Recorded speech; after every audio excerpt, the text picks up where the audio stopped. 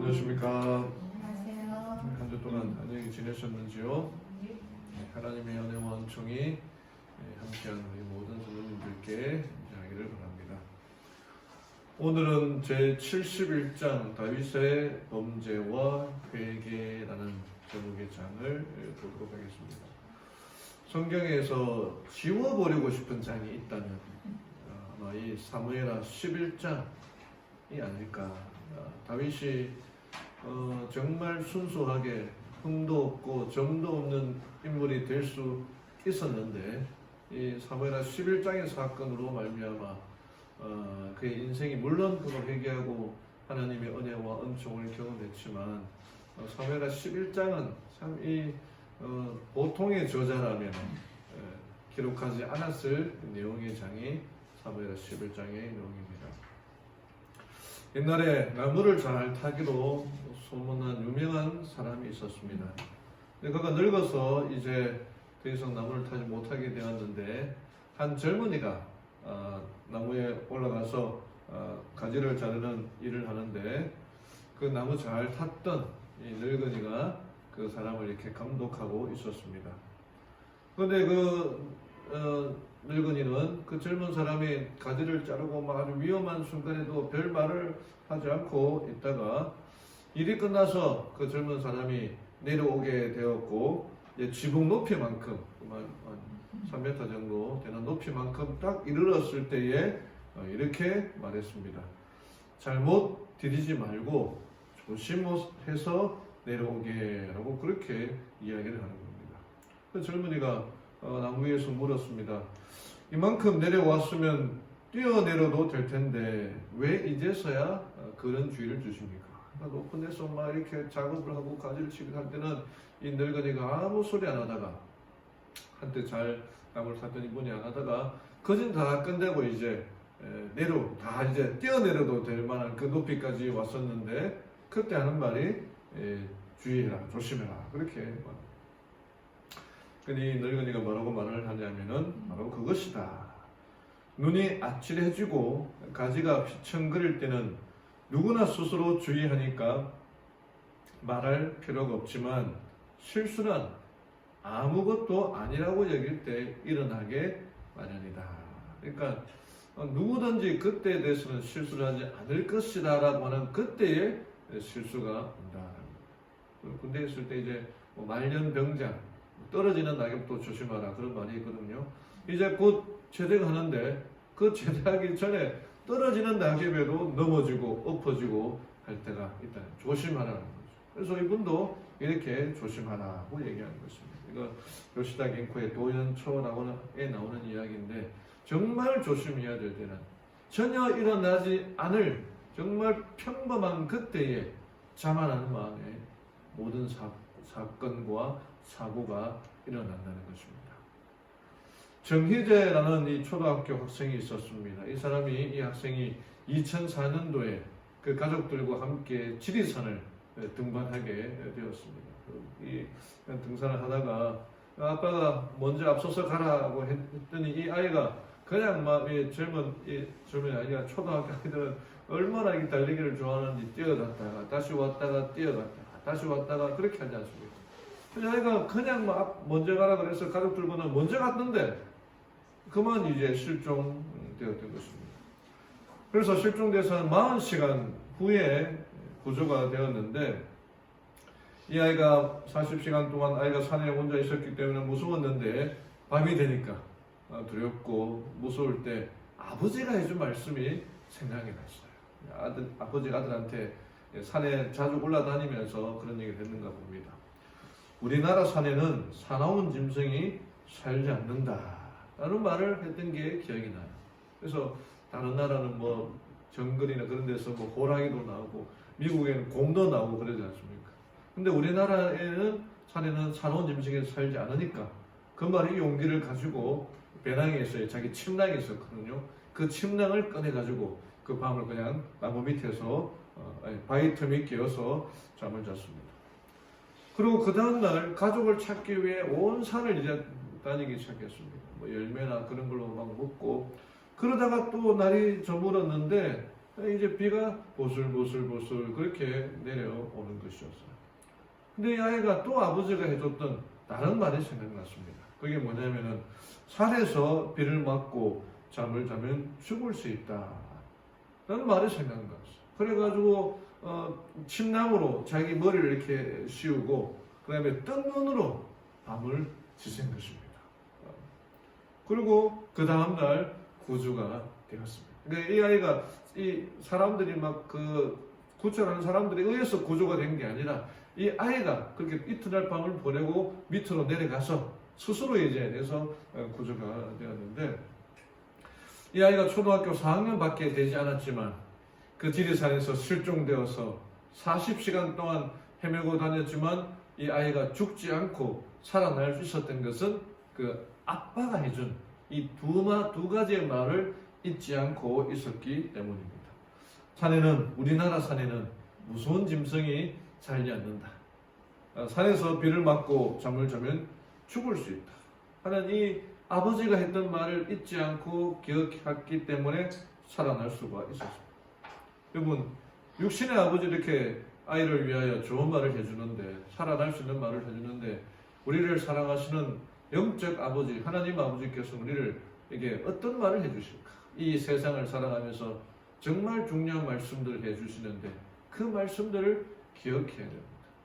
다윗도 그 말들을 하나님과 늘 연결되어 있었지만 그 단 한 번의 실수와 범죄로 말미암아 그의 인생이, 아니 이 다윗의 이 이스라엘 역사가 바뀌는 그런 모습들이 일어나게 됩니다.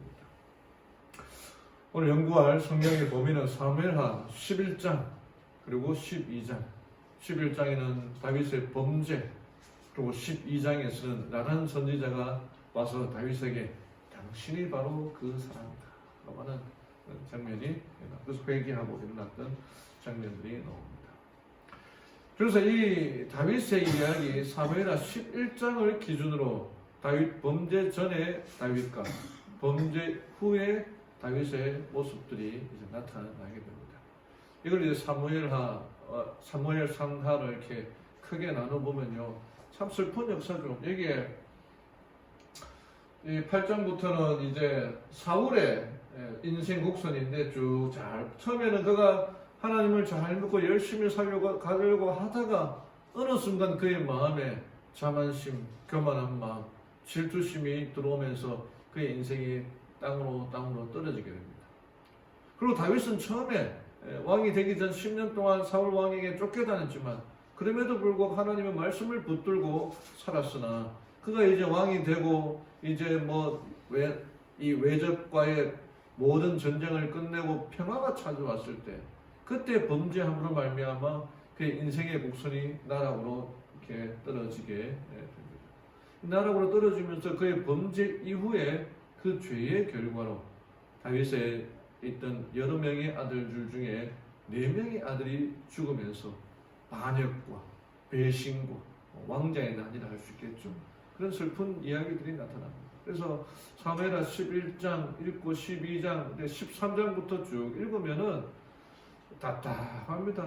처음에 암논, 아주 잘생겼다고 한 암논이 자기 누이와 결혼하겠다고 범죄하는 일이 일어나고, 그 때문에 이 압살롬이 화가 나서 그의 형을 죽이고, 이복 형을 죽이고, 압살롬이 반역하고, 아도니아가 반역하고, 이런 일들이 그냥 정말 삼국지 이런 것처럼, 수호지 이런 것처럼 그런 역사들이 쭉 나타나는 먹먹하는 그런 일들이 나타나게 됩니다. 자, 왜 다윗이 범죄를 하였을까? 라고 하는 그 문제를 좀 첫 번째 살펴보도록 하겠습니다. 하나님께 주신 모든 달란트, 재능들은요, 하나님의 선물입니다.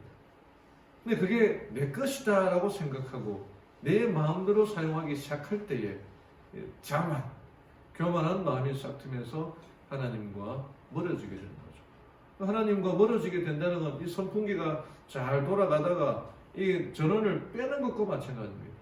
빼면은 선풍기 바람이, 이 프로펠러가 갑자기 멈추는 게 아니고 서서히 멈춰지는 거예요. 근데도 자기는 모르는 거죠. 다윗이 하나님께 주신 여러 좋은 달란트와 재능들을 자기 것이라 생각하는 그 순간 하나님과의 관계를 일부러 끊어버렸던 것입니다. 칭찬이죠, 칭찬. 칭찬하는 말에 이 다윗이 그 말에 넘어가게 되는데 이후에 다시 좀 더 보겠습니다. 그래서 명심보감에 이런 말이 있죠. 나를 좋게 이야기하고 내가 잘한다고 칭찬하는 자, 그 자가 바로 도적이다. 예, 아부하고 괜찮습니다. 잘 될 겁니다. 이렇게 좋은 얘기하는 사람, 그 사람은 도적이다. 그러나 나의 단점과 약점을 말하는 자, 나의 잘못을 환기하고 충고해 주는 자, 그 자야말로 나의 스승이다. 참 쉽지가 않아요. 그때 그 사람을 자기 스승으로 모실 수가 있겠습니다. 그런데 여기 또 계속해서 말합니다만은 인간의 성취, 다윗의 성취는 그가 성취한 것이 아니었어요. 그건 하나님의 전적인 은혜였습니다. 하나님의 쓰시는 도구에 의임에 불구한데 이 다윗이 그 생각을 잊어버리고 내가 잘나서 이렇구나 하면서 자신의 힘을 의지하면서 하나님과 관계가 멀어지면서 타락하게 되는 거예요. 그래서 이 범죄와의 관계에 있어서 승리의 비결은 하나님의 능력을 의지하는 겁니다. 그리고 격려해야 되는 겁니다. 자기 스스로 말씀을 읽고 격려를 받아야 되지만 우리 성도들 가운데 스스로 격려해야 됩니다. 믿음 가운데 살아야 됩니다. 말씀을 봐야 됩니다. 암송해야 됩니다. 성경을 암송해야 됩니다. 말씀으로 살아가야 됩니다. 그 의미가 나에게 어떻게 적용되는지 이해해야 됩니다. 받아줘야 됩니다. 그렇게 해야 된다는 겁니다. 그게 우리 서로 격려하면서 환영합니다. 우리 지장로님 동생이 오셨네요. 박희열 성도님. 여기 참 슬픈 이야기 있는데 박지선 씨, 개그 우먼이었는데 그가 인생을 마감했는데 그 생전에 썼던 트윗, 이 사람이 보니까 피부 알러지가 있었는데 뭐 방송국에서 조명만 받아도 그냥 햇빛을 받아도 이렇게 알러지가 드러나고 그 다음에 뭐 이렇게 조명만 받아도 알러지가 드러나서 뭐 로션이나 화장을 전혀 못했다고 합니다. 그냥 늘 맨 얼굴로 해야 되는데 여기 옛날에 썼던 트위터에 뭐라고 되어 있냐면은 우리 엄마 화장대에는 로션 하나, 스킨 하나, 화장 못한 딸 위에 엄마의 화장대도 가난해졌다. 나도 꾸밈없이 살아간다.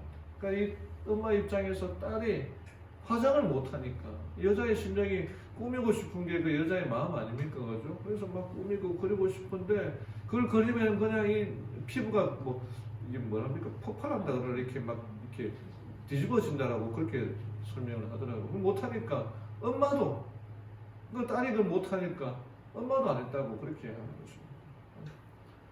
얼마나 참 아련한지. 이게 바로 사랑이라는 거죠. 서로 같이 고통받으며 격려하는 하나님의 사랑을 알아야 되는데 다윗은 자기가 잘났다고 생각하면서 하나님과 멀어지게 되었습니다. 화이트보이는 다윗의 범죄의 원인을 4가지를 얘기합니다. 첫 번째는 자신을 의뢰하는 정신, 교만, 하나님을 의지하는 것을 멀어지는 거죠. 그다음 자기를 높이는 정신, 교만, 이건 사단의 정신이거든요. 그다음에 악청구와 권세와 사치의 미묘한 유혹이 다윗에게 영향을 미쳤다. 10년 가까이 그가 사울 왕에게 쫓길 때는 굴에서 살고 정말 검소하게 겸손하게 살았는데 그 왕이 딱 되면서 모든 이 환경이 바뀌지 않았습니까? 처음엔 그래도 자기가 쫓겨날 때 그 살았던 그런 겸손하고 검소한 마음으로 살다가 옆에 있는 부하들이 참모들이 다윗 왕이시여 이제 왕이신데 다른 나라와 이제 교제를 하려고 하면은 옷도 뭐 브랜드 있는 것을 입으셔야 됩니다. 뭐 차도 이제 바꾸셔야 됩니다. 뭐 이렇게 얘기를 했을 거란 말이에요. 근데 그 말에 영향을 받게 되었다는 거예요. 그 미묘한 유혹, 뭐 차도 이 차나 저 차나 아무 차나 되지 않겠느냐라고 말하겠지만 차가 그래도 좋으면 좋을수록 더 차가 좋은 것 아니겠습니까? 다윗도 그런 마음이 점점 들면서 그런 미묘한 그 작은 유혹에 차츰차츰 빠지게 되었고 그 다음에 4번째가 주위의 민족과의 교제도 영향을 미쳤다는 거예요. 그러니까 주위에 있는 이방 나라들 그 왕들의 모습이 얼마나 위험찬란하며 얼마나 그 왕권이 정말 강하지 않습니까? 여기 그런 설명들이 있는데 동방의 통치자들은 왕은 실수해도 신하들이 실수했다고 말하면 안 되는 게 그들의 법칙이었어요. 잘못했습니다라고 말하면 안 되는 것이었어요. 그런 영향들을 받으니까 왕이 하는 일은 다 옳게 되는 겁니다. 이러저런 여러 가지 이유 때문에 다윗의 마음이 하나님과 교제했던, 그 쫓겨다니면서도 하나님과 교제하고 말씀을 읽고 시를 썼던 그 다윗의 마음에 차츰차츰 무뎌지면서 하나씩 둘씩 타락에 빠지게 됩니다. 근데 이거를요, 사단의 입장에서 보면요, 다윗의 범죄는 우발적으로 일어난 게 아니었다. 사단이 아주 치밀하게 준비하고 계획해서 인간의 죄의 본성인 그 욕망을 부추기면서 다윗으로 하여금 범죄에 빠지도록 여러 함정을 이렇게 만들어 놓았다는 거죠. 그 중에 하나에 다윗이 빠지게 된 것입니다. 원수도 처음부터 놀랄 만한 일을 하는 것이 아니라 비밀리에 그 원칙을, 요새를 부숴버린다 라고 말하는 거죠. 옛날에 제가 술에 대해서 이렇게 연구하다 보니까 술을 먹다 보면 이제 뭐 필름이 끊어진다, 블랙아웃이라고 하는데 그런 일들이 일어나지 않습니까? 그 TV에 보면서 언제 술을 몇 잔을 먹었을 때에 필름이 끊어지는가, 그걸 연구했는데 언제부터 필름이 끊어졌다고 나온 결과 아십니까? 그게 뭐냐면은 술을 첫 잔, 처음부터 딱 먹기 시작했을 때 그때부터 블랙아웃이 생겨난다는 거예요. 그 범죄라는 것도 마찬가지예요. 차츰차츰 가서 이제 걸려 넘어지는 게 아니라 처음부터 딱 그 발을 내리는 그 순간 딱 범죄가 시작된다는 거죠. 비슷하게 얘기하는데 이 일은 겉보기에는 매우 적은 일처럼 보이는 것들로부터 시작한다. 그 중에 하나가 하나님과 멀어진다는 것은 성경을 안 보고 또는 게을리하고 늘 말씀을 묵상하다 그 말씀을 묵상하는 것을 게을리하는 그 순간부터, 그때부터 시작됐다는 거죠. 그래서 여기 기회를 보고 있는 유혹장이 있는데, 유혹하는 자가 다윗의 마음을 점령할 기회를 포착한 것은 그가 아니라고 방심하는 때입니다. 제가 운동하는 사람들의 책이나 그런 것들 좀 보면은요, 절대로 긴장을 풀지 말아야 해요. 끝날 때까지 끝난 게 아니다. 막판에 이 역전되는 경우들이 얼마나 많이 있습니까? 그러니까 딱 끝나는 벨이 울릴 때까지는 이 포기하면 방심하면 안 되는 거예요. 이 유혹자도 마찬가지입니다. 우리가 처음부터 끝까지 우리가 이기는 것처럼 생각할 수가 있지만은 그 하나의 실수에 모든 전세가 역전된다라고 하는 거죠. 그래서 그 결과 다윗은 안일과 스스로 안심하는 상태에 빠져 하나님 의지하기를 잊어버림으로 사단에게 굴복하고 그 자신에게 범죄의 오점을 남기게 되었다. 그러니까 사무엘하 11장, 12장의 내용은 정말 기록되어서는 안 될 그런 내용인데 다시 아니라는 생각이 쫙 이렇게 기록이 되고 그 이후의 역사가 다윗으로 하여금 정말 다윗이 80세까지 한 40년 가까이 80세 가까이 왕 생활하면서 그 모든 일어나는 왕자의 난 때문에 부조와 선지자에서는 지긋지긋했다고 그렇게 나와요. 더 이상 정치에 관여하고 싶지 않고 빨리 은퇴하기를 원했다. 그렇게 나타나게 됩니다. 그래서 잠깐 이 다윗의 그 가계를 우리가 룻기서 안식을 보고 있는데 이렇게 살몬, 보아스, 오벳, 이세에게서 이제 8명의 형제 또는 7명, 그 중에 하나는 아마 죽었을 거라 생각합니다. 그래서 역대상에는 이 이세의 자녀들이 7명으로 나오고 다윗이 7번째 나오는데 그 중에 누이가 이제 수르야 아비가 있는데 수르야의 아들이 누이죠. 조카죠. 외조카 중에 하나가 요압이죠. 이 요압이 공을 세워서 군대 장관이 되었는데 자기의 친인척 아닙니까? 이 요압을 통해서 자기의 조카에게 우리아를 죽이라. 밧세바와 통관한 다음에 자기 외조카에게 요압을 통해서 우리아를 죽이라 라고 명령하죠. 근데 그 요압이 그 약점을 잡고 다윗을 이렇게 좌지우지하려고 하는 거죠. 그래서 이게 다 얽힌 거라서 다윗도 이 요압 조치를 어떻게 할 수가 없었습니다. 그리고 다윗이 이제 증거인멸 시도하는 거 내용들을 좀 간단하게 요약했는데, 임신한 사실을 알고 전장에 있는 우리아를 불러내어서 바세바와 동침하게 했지만 우리아는 정말 충실한 사람이에요. 자기 동료들, 자기 부하들이 전쟁 중에 있는데 어떻게 집에서 잘 수가 있는가? 밖에서. 그래도 다윗의 이 꾀에 안 넘어가니까, 술을 먹이고 해도 안 넘어가니까 우리아를 요압에게 시켜서 제일 앞장서서 죽게 하라고 그렇게 말합니다. 하윗 부인이 이 다윗에 대하여 아주 통곡하는 글을 이렇게 썼습니다. 자기의 생명이 위태한 때라도 그의 고운 양심과 명예에 대한 고상한 의식을 잃지 아니하고, 정말 순수한 때였죠. 자기를 죽이려던 사울왕의 원수를 갚을 수 있는 절호의 찬스가 2번이나 있었지만 그 양심에 찔리는 것 때문에 그렇게 하지 않고 살려주었던 그 다윗이, 그가 자기의 가장 충성스럽고 가장 용맹스러운 무사를 욕보이고 살해한 후 자기의 죄악의 보상을 방해받지 아니하고 향락하기를 바랄 만큼 타락했다. 슬프다. 어찌하여 정금이 광채를 잃었는가? 어찌하여 최고의 정금이 되느냐? 절절한 탄식이 일어나죠.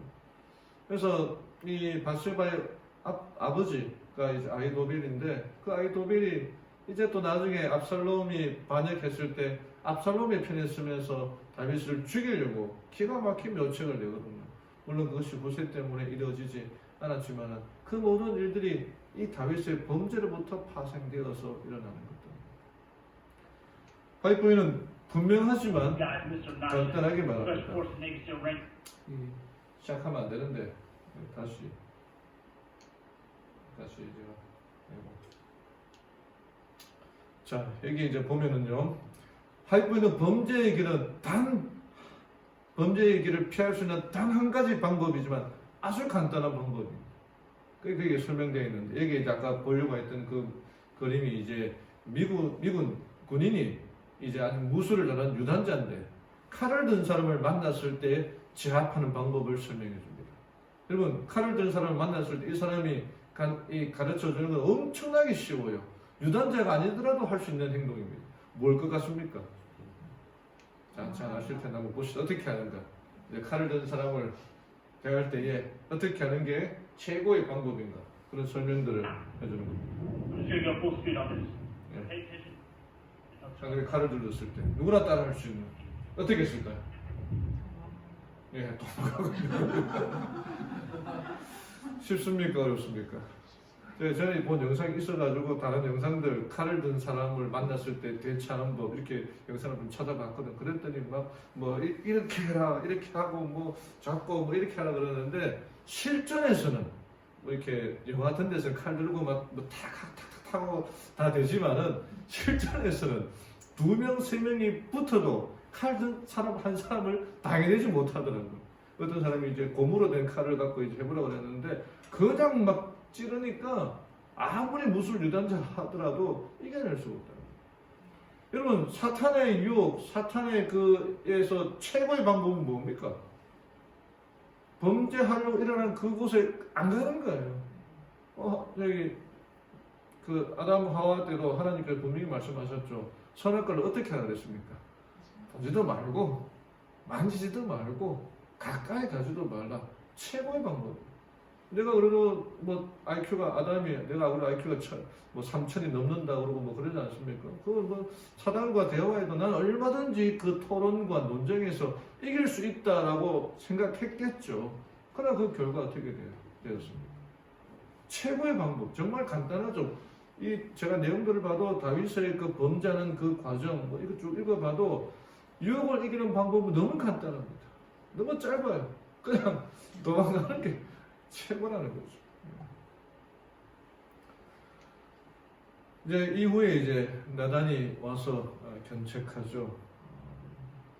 그 예화를 들면서 성읍에 부자가 있고 그 옆에 가난한 사람이 살았는데, 그 성읍 부잣집에 손님이 찾아와서 왔는데 양을 잡아서 대접을 해야 되는데, 자기 집에 수많은 이 양들이 있는데 자기 집에 양을 잡지 않고 옆집에 있는 가난한 자 하나밖에 키우자는 그 집, 그 양을 그냥 새끼처럼, 아들처럼, 자식처럼 생각하는 그 양을 잡아서 친구를 대접하게 됩니다.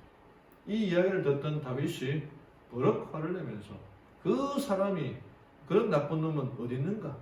하나님이 살아계심을 맹세하는데 그런 일을 당한 놈은 마땅히 죽어야 한다 라고 말했을 때에 나단이 했던 유명한 말, 정말 살뜰리게 무서운 말. 나단은 왕을 주목한 후 손을 하늘로 쳐들고 당신이 그 사람이다 라고 엄숙히 선언했죠. 정말 무서운 내용입니다. 이게 이스라엘 하나님 여호와께서 이처럼 이러시기를 내가 너로 이스라엘 왕을 삼기 위하여 내게 기름을 붓고 너를 사울의 손에서 구원하였느니라. 그러한데 어찌하여 내가 여호와의 말씀을 업신여기고 나 보기에 악을 행하였느냐. 내가 칼로 햇사람 우리아를 죽이되 암몬 자손의 칼로 죽이고 그 철을 빼앗아 내 철을 삼았도다. 이제 내가 나를 업신여기고 햇사람 우리아의 철을 빼앗아 내 철을 삼았은즉 칼이 내 집에 영영이 떠나지 아니하리라. 너는 은밀히 행하였으나 나는 이스라엘 무리 앞 백주의 대낮에 이 일을 행하리라 하셨나이다. 이 일이 압살롬이 반역한 이후에 다윗이 궁녀들을 성에 두고 가는데 이 압살롬으로 인하여 다윗이 도망간 다음에 압살롬이 그 성을 차지하고는 그 궁녀들과 동침하는데 온 그냥 옥상 위에다가 텐트를 쳐서 그렇게 하지 않습니까? 이게 물론 그 참모들이 속삭했지만 의시 예언으로 이루어지게 된 거죠. 근데 이제 다윗의 위대함이 다시 여기 나타나는데 그게 회개하는 거죠. 회개. 선지자의 견책은 다윗의 마음을 움직여 양심을 일깨웠고 그의 죄는 흉악한 그대로 모두 나타났다. 그의 영혼은 굴복되어 하나님 앞에 회개하였다. 떨리는 입술로 내가 여호와께 죄를 범하였노라고 말하였다.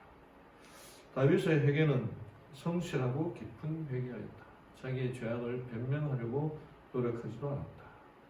다윗은 자기의 범죄가 얼마나 흉악함을 깨달았고 또 자기의 심령이 얼마나 더러워지는 것을 깨달아 죄를 미워하였다. 다윗에게 배울 수 있는 최고의 범죄, 의인이라는 건요, 죄를 안 지어서 의인이 아니라 죄를 짓고도 회개하는 게 의인이라는 거죠. 의인이라고 실수를 안 하는 게 의인이 아니라 실수하고도 다시 일어나는 것, 이게 의인인 거죠. 그 다윗의 재빠른 그 회개에 하나님의 약속이 허물의 사함을 얻고 그 죄의 가리움을 받은 자는 복이 있다 라는 하나님의 약속의 말씀을 듣게 됩니다. 그래서 자기의 죄를 인하여 시편 32편에 바세바와 동침한 후 썼던 시편 32편이거든요. 자기의 죄를 다 회개합니다. 근데 이 다윗의 이야기가 기록된 것은요, 비록 다윗은 용서함을 받았지만 그 죄의 결과는 없앨 수가 없었습니다. 마치 이런 얘기가 있죠. 아들이 잘못을 할 때마다 아빠가 너가 잘못을 할 때마다 이 널빤지에다가 못을 박겠다 라고 그렇게 했던 이야기가 있거든요. 아들이 잘못할 때마다 널빤지 못을 박으니까 더 박아서 더 박을 데가 없는 거예요. 그러니까 이 아들이 회개를 하고 내가 죄를 짓지 않겠습니다. 아버지 용서하십시오. 내가 착한 일을 한 번씩 할 때마다 못을 뽑아주십시오. 그렇게 해서 착한 일을 해서 못을 뽑았는데 그 널빤지에 박았던 못을 다 뽑아도 뭐가 남아있습니까? 못자국이 남아있는 거죠. 그래서 못자국이 왜 남아있냐? 아버지가 죄라는 것은 회개하여도 그 자국은 남아있다는 거죠.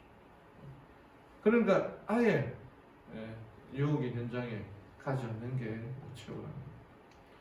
그래서 이를 통해서 비록 다윗이 죄를 회개하고 여호와께로부터 용서와 간합하심을 받았으나 그는 자신이 심은 씨로부터 해로운 수확을 거두었다. 그와 그의 집에 내린 형벌은 하나님께서 죄를 미워한다는 것을 증거한다고 말합니다. 그래서 사무엘하 11장 다윗의 범죄, 12장 다윗의 회개가 있었지만 13장부터 이제 암논, 다말 이야기, 왕자들의 난고가 일어났는데 이 다윗의 아내와 자녀들이 이렇게 이제 뭐 여러 명 있거든요. 아히노암부터 시작해서 에글라까지는 헤브론에서 이제 7년 6개월 동안 있을 때 낳았던 아들 자녀들이 그렇고, 또 예루살렘으로 옮겨와서 바세바와 그 외에 이제 자녀들이 있는데, 그 중에 다윗의 그 아들 중에 첫 번째 이제 바세바의 그 죄를 지었던 첫 아들 이름도 나오지 않습니다. 그 아들이 먼저 죽게 됩니다. 죽게 된 다음에 암논이 압살롬에 의하여 죽게 됩니다. 자기의 누이 다말을 범한 그 이후로, 그 다음에 압살롬이 다시 도망갔다가 다시 와서 그 압살롬이 이제 반역하지 않습니까? 그 반역하면서 요압에 의해서, 자기의 외조카였던 요압에 의해서 죽게 됩니다.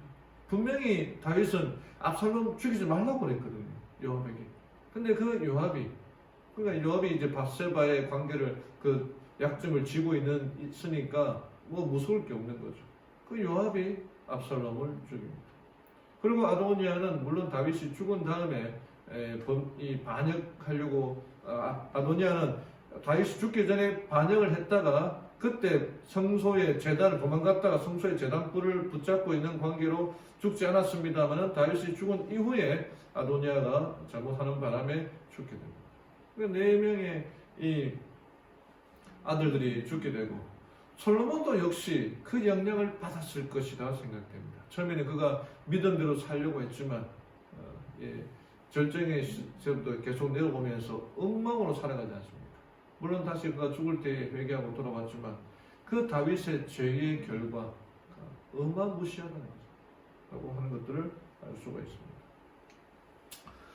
한 가지 이야기 해드리고 오늘 말씀을 마치겠습니다. 아주 오래전에 대학에서, 삼육대학의 신학과 교수님이, 그 신학과 교수님을 가르쳤던 교수님이 들었던 이야기, 삼육대학에서 처음 시작할 때 그 이야기가 있는데, 우리 교단에서 히브리어를 가르치는 교수님, 아주 연로하신 교수님이 계셨습니다. 실력도 출중했고 히브리어를 원어민처럼 이렇게 하시는 그분이 있었는데, 그분이 이제 나이가 들으셨으니까 갑작스럽게 뇌출혈로 쓰러지게 되고 병원에 응급실로 실려가게 되었습니다. 근데 그때까지만 해도 뭐 의술이 별로 좋지 않으니까 한 60년, 70년 전의 이야기니까 급하게 수술했는데도 이 코마 상태로 이렇게 의식을 회복하지 못하고 있는데, 근데 그냥 이렇게 누워 있는데 다른 환자들과는 달리 이 교수님이 의식이 돌아오지 않은 상태인데도 뭔가 쭈글쭈글거리는 거예요. 그래서 의사들이 무슨 얘기인가 이렇게 들어봐도, 간호사에 들어봐도 무슨 얘기인지도 전혀 모르겠고, 그래서 의료진들이 그 상황을 설명하기에 아주 어려운 그렇게 지내고 있었습니다. 며칠 지나서 이제 신학대학의 동료 교수님들과 제자들이 그 쓰러지신 목사님을 병문안 가기 위하여 갔는데, 코마 상태에 있는, 이 의식 불명 상태에 있는 이 교수님이 계속 중얼중얼 그리고 하고 계시는 것입니다. 그래서 별 말을 못 나누고 그 가족들과 좀 약간 얘기를 나누다가 이제 그 병실에서 이제 예배를 드리고 이제 기도를 하려고 하시는데, 무슨 그 교수님이 무슨 생각을 들었는지 그 의식 없이 뭐라 쭈글쭈글 거리는 교수님의 귀에 대고 무슨 말인가 이렇게 들어보게 듣다가 눈물을 갑자기 뚝뚝 흘리기 시작하는데, 뭐라고 말씀하셨냐면은, 지금 교수님은 의식은 돌아오지 않았지만 자신이 그토록 사랑하시던 히브리어로 시편 23편을 히브리어로 암송하고 계신다는 것입니다. 히브리어 교수님이니까 시편 23편을 히브리어로 암송하고 계셨다는 거죠. 그러니까 무의식의 상태에서도 영원한 나의 목자시니 부족함이 없으리라고 말한 그 말씀을 히브리어로 계속 암송하고 있습니다. 저도 이 히브리어 잘 모릅니다만 그 히브리어 가르쳤던 교수님이 이종근 교수님인데, 이분이 자기가 답답하고 이렇게 그럴 때 히브리어로 성경을 읽으면 감동이 왔더라고요. 저도 좀 연구해보니까 히브리어의 모든 글자 하나가 하나님을 상징하고 하나님을 의미하고 단어의 모든 조합이 그렇더라고요. 또 약속의 말씀이고. 그러니까 정말 사랑했던 성경 시편 23편을 의식 불명의 상태에서도 히브리어로 말씀을 외웠으면서 끝없이 암송한 모습. 오직 하나님을 바라봤던 종의 모습이었던 것이죠. 사랑하는 우리 성도 여러분, 다윗처럼 위대한 용사도 범죄에 빠질 수가 있습니다. 그러면 우리같이 하찮은 존재는 어떻게 해야 되겠습니까? 아까 보여주신 그 장면을 생각하십시오. 그 미군 군사가 이 사람이 무술도 잘하고 정말 최고의 엘리트였지만 총을 든 사람이나 칼을 든 사람을 만났을 때 어떻게 했습니까? 정말 뭐가 빠지게 이제 도망갔던 것처럼 우리도 그렇게 해요. 내가 똑똑하고 말도 잘하고 누구랑 만나서 토론해도 얼마든지 이길 수 있다. 천만의 말씀입니다. 도망가는 게 최고의 36개가 최고의 계책입니다. 그러기 위해서 하나님의 말씀을 기억절도 외우고 말씀도 묵상하고 조금조금 이렇게 외우는 습관이 되어야 되는 거죠. 이게 그런 훈련을 통해서 하나님의 힘으로 살아가야 됩니다. 그렇다 하더라도 다윗이 범죄하였지만 그의 죄에 대한 지적에 나단의 경고와 견책에 바로 무릎을 꿇고 회개하였던 것처럼 우리도 범죄 후에 인생을 포기하는 것이 아니라 하나님께서 우리에게 베풀어 주신 그 은혜를 생각하며 진정한 회개로 용서하심을 구하고 하나님께로 나아가는 우리 모든 성도님들 되기를 바라며 오늘 말씀을 마치겠습니다. 아멘.